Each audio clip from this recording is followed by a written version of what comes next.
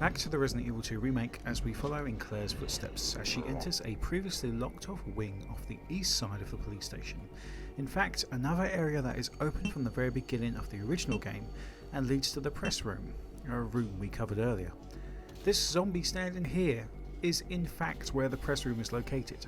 Just think of all that time we could have saved if this shortcut wasn't blocked.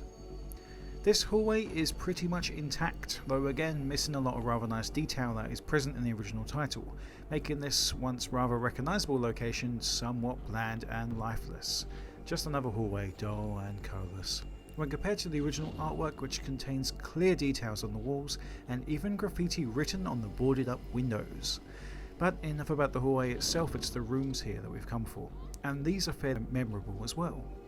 Door number 1 contains a two-way mirrored piece of glass with the words "Let me out" written upon it, as well as a camera set up for interviews and a shelf in the distance with an important item upon it.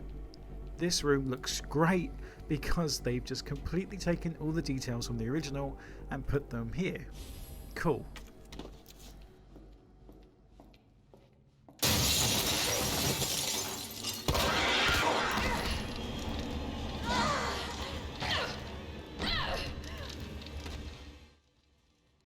But after picking this item up, we're immediately set upon by a licker. Crashing through the glass, this iconic scare actually originates from the '98 release and was sure to give many people a fright back in the day.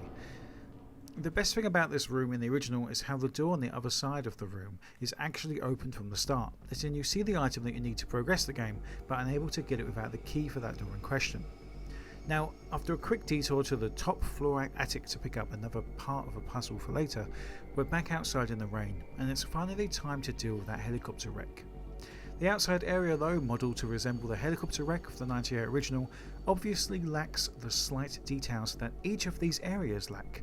But the big one here is there actually being no reason for the helicopter suddenly falling from the sky at all. It wasn't there to pick anyone up, it wasn't shot down, it just crashes. If only there was some kind of B scenario that we could have to explain why that happened. Never mind. A quick turn of a crank later and we see that the room which we'd normally enter is in fact closed off to us completely in the remake. No bowgun for Claire, it seems. And just like that, the fire of the helicopter is put out. A full hour and a half after we would have done it in the original. But the main point of this whole segment is what comes from behind the wreckage.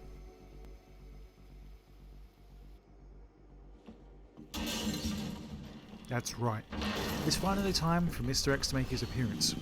Though normally reserved for the B scenario in the original title, for some reason Capcom saw it necessary to introduce him here and now.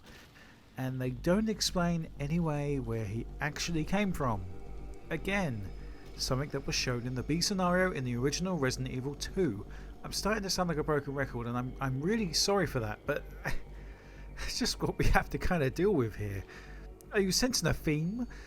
If you're wondering exactly how Mr.X works, well, there's a few very decent videos out there that explain this, but to sum it up, he does actually wander around the police station when you can hear him, which is pretty amazing. And if you're wondering what the remake actually got right with this scene, well, this is the actual hallway that Mr.X appears in during the original title, just he doesn't magically appear behind the crashed helicopter. He has an entrance cutscene, with him being dropped onto the police station itself by an umbrella helicopter.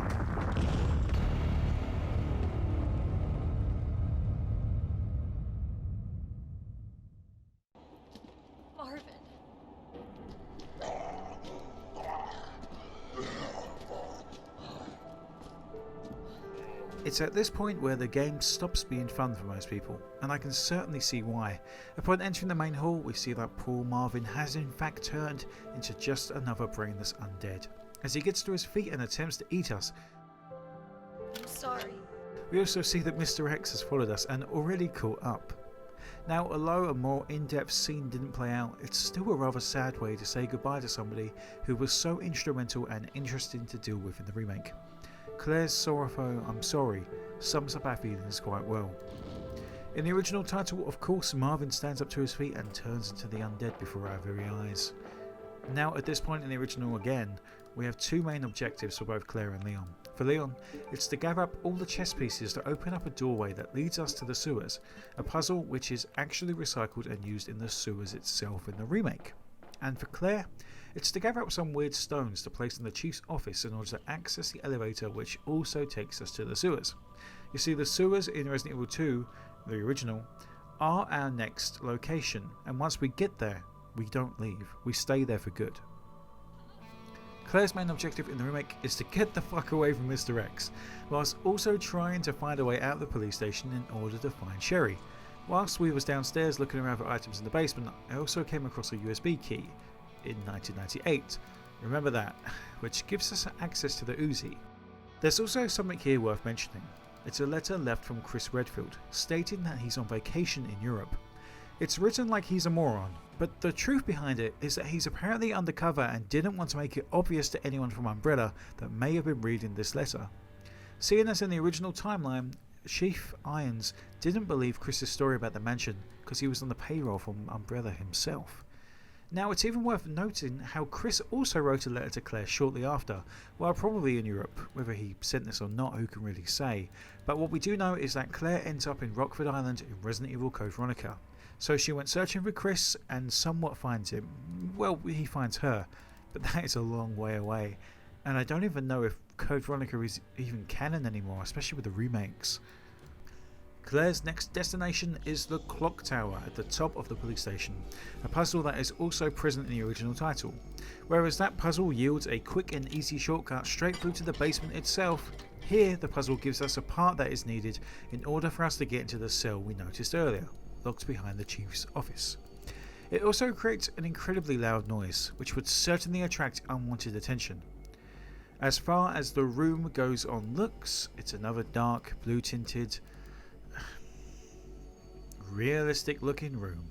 Nothing too much here to really say about it. The original looks brown, wooden, old, it has character. We've been through this. With this part in hand though, Claire quickly backtracks to the chief's office and completes a quick puzzle to open up the fenced area. Our prize being a parking lot card, which will finally open up the next portion of the game for exploration.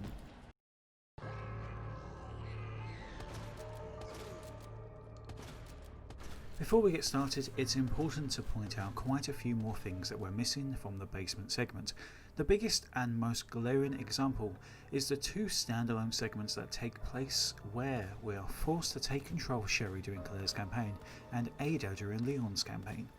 These segments are fairly short and quite forgettable, but nonetheless are exciting and a different thing when it came to the Resident Evil series. They come out of nowhere and are completely unexpected.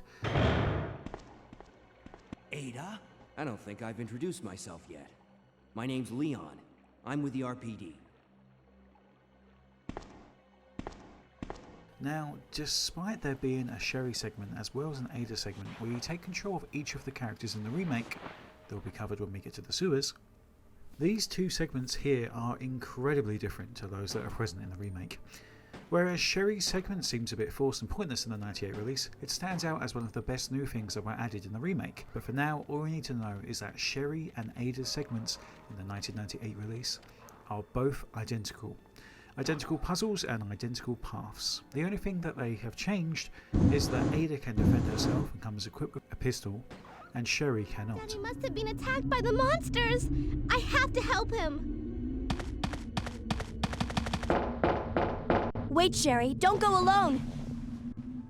The other main difference is that in Leon's non-canon A campaign, we see that Ada is forced to fight dogs, whereas in Leon's B campaign, you actually witness Sherry and are forced to fight zombies in this segment. How cute. That little girl must have dropped this. I think I'll hold on to it for her. Ada, did you find anything? Right here. Hey, I can't reach the ventilation hole. I'm going to have to find another way around. I'll catch up with you later.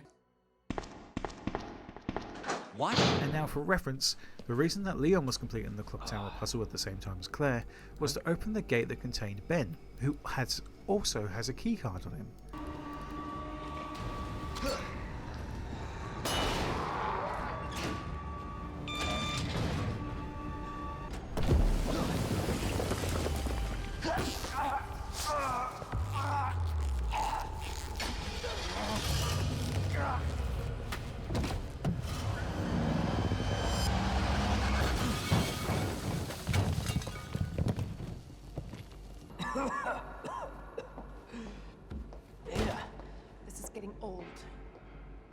saving your ass, that's twice.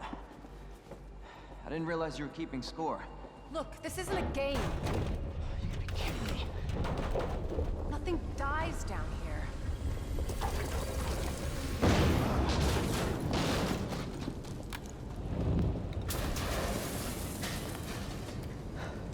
I take it you have the key card. Yeah, and this. I was hoping you could explain what's on it. Maybe.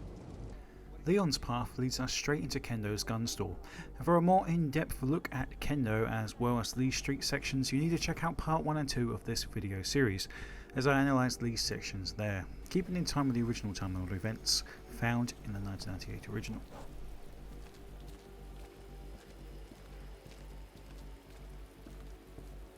Don't move. I'm not gonna hurt you. I said don't move. I'm just passing through. Just let them be. Emma? Sweetheart, I told you to stay put. You're supposed to know something. How did this happen? Huh? She was our sweet little angel. Just go. Just give us some privacy.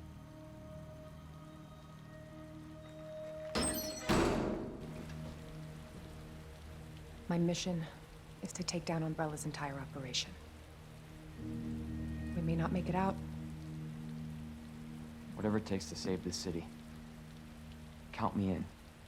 This puts Leon and Claire neck and neck in the remake with what comes next. Though they both take the same path, what plays out is very different indeed. But before we get there, we have the excellent Sherry segment to look at next. Sherry's section is pretty interesting and introduces a few different elements that weren't on show before in the original title. Most importantly, introducing an orphanage just outside of the police station that is owned and funded by Umbrella. Sherry's section may be one of the first times that we use stealth in a mainline Resident Evil game, at least definitely the first time that stealth has been used in one of the first 6 games at least.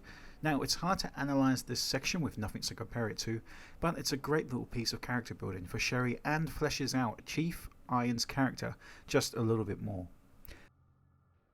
In terms of an actual horrific environment, the orphanage nails it on so many levels. Creepy music, creepy atmosphere, unsettling decorations. It's almost like being back in the mansion of the first remake all over again. This whole segment is an excellent example in so many different ways, even down to Sherry's acting throughout like a scared child with PTSD. It's incredible. Where you going, Sherry? I told you to stay put. You need to learn to listen. Leave me alone. Just please. Time to teach some manners. You little bitch! You're gonna pay for this! You little shit! You hear?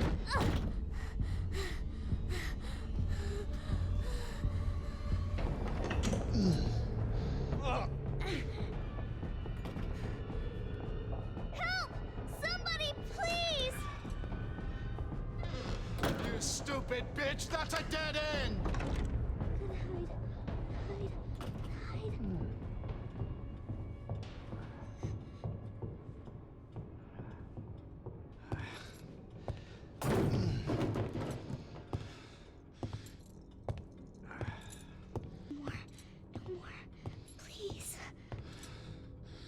This is your last fucking chance! Show yourself! Now!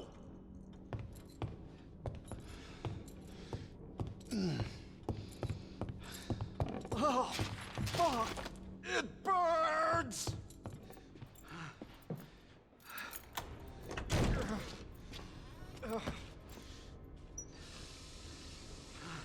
I see you!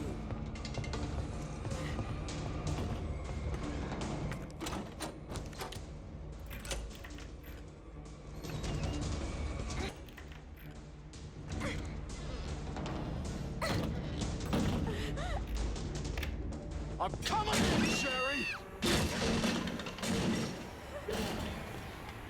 Get over here, you little bitch!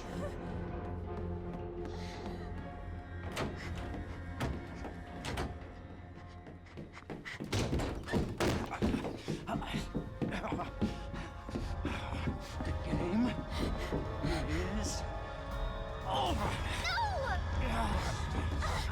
Now you're in trouble. Let me go!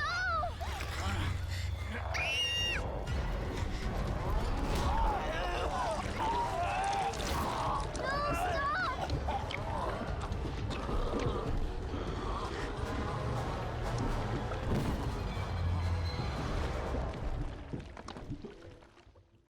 Although Sherry's scene itself doesn't give us anything to compare it to, Chief Iron's death actually does, and this is very close to what happened in the original title as well.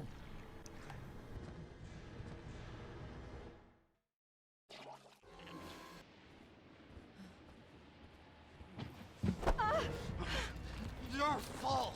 What? Took too long. What happened? Oh, God. Get off me! Oh, my God!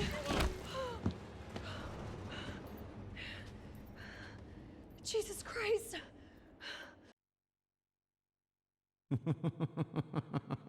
So you've made it this far. Not bad, girl. But I'm not letting anyone leave my town. Everyone's gonna die. How could they do that to me after everything I've done for them? So it's true. You have been working with Umbrella. Then you must know about the G-Virus. What is it? Tell me!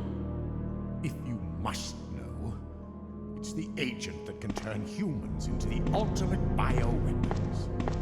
Superior to the T-Virus in every way. Dr. William Birkin is the genius behind the project. William Birkin. I'm sure you've already seen his little girl running around here somewhere. Sherry, isn't it? In case you haven't already figured it out. The monster that's been tearing my precinct apart is yet another product of the G-Virus. An ultimate bioweapon. Umbrella must be trying to cover its tracks. But if I have to go, I'm going to take you with me. I just can't take the pain!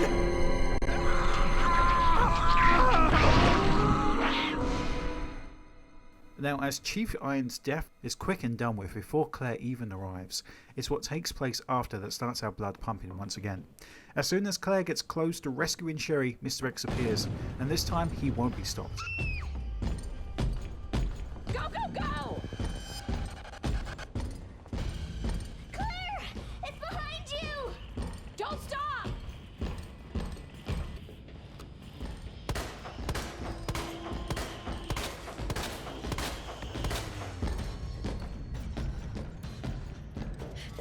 Sherry, come on!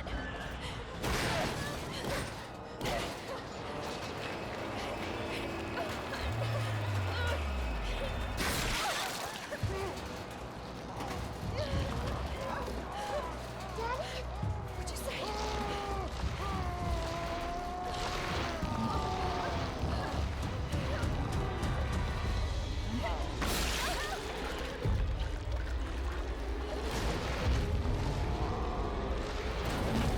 Daddy, no!